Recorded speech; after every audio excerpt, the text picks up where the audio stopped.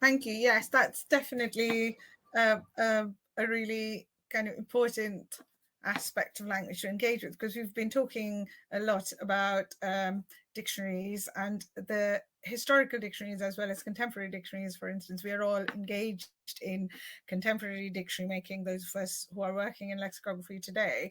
But of course, we do have historical dictionaries like the OED, and we want to capture historical language as well.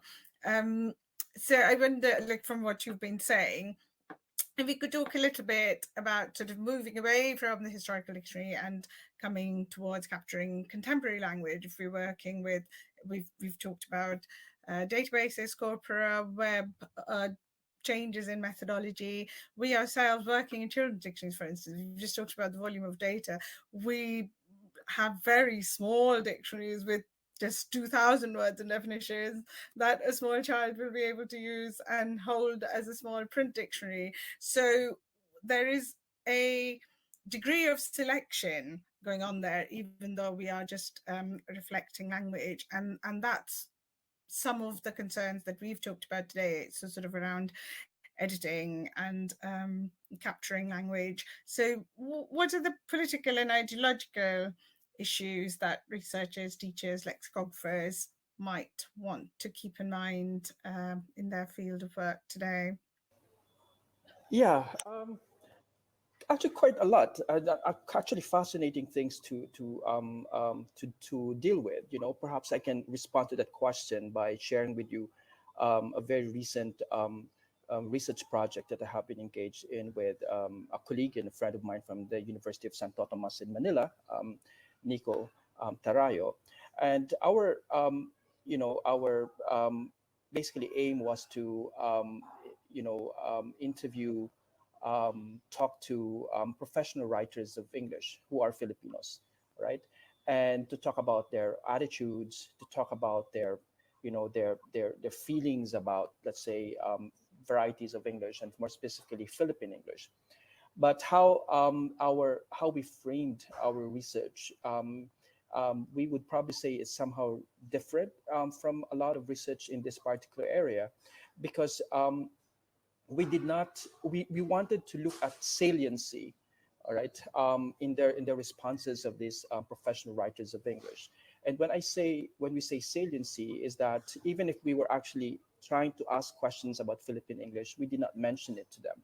We wanted them to basically talk about their own experiences as professional writers of English and how they engage with these issues and challenges in the workplace, for example, and how they navigate these varying terrains of power structures that impose on them certain ways of doing things, certain ways of writing, and so on and so forth.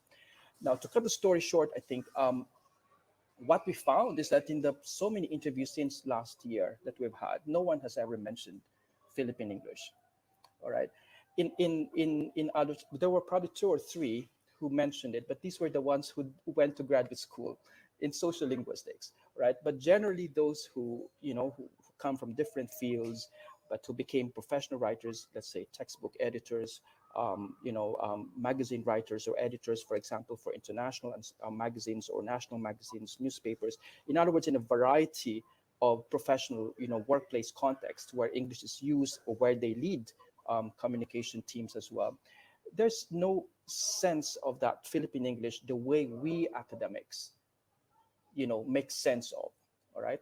And I think, well, the findings are still, we're still trying to put these things together. But I think my point here, and I think I only would like to mention this as one particular ideological issue that needs to be surfaced, is that we also have to think of the fact that in producing Philippine English, all right, it's not something that exists objectively out there that we need to fish out and say, okay, there's Philippine English out there, and then we need to codify it, and then we need to collect these words, and these are Philippine English. I think the very process of collecting, the very process of putting together these words and these meanings is by itself the very process of constructing what is meant as Philippine English. And this goes along with the rest of the Englishes of the world as well. All right.